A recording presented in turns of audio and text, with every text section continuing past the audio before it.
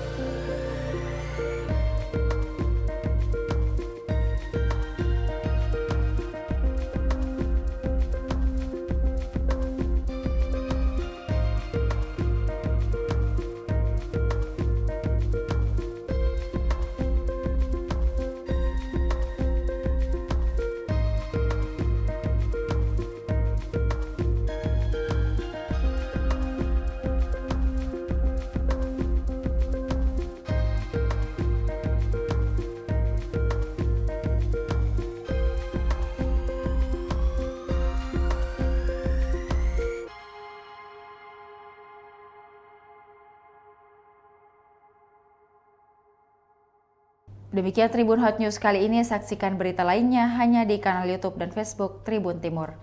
Terima kasih sudah nonton, jangan lupa like, subscribe, dan share ya!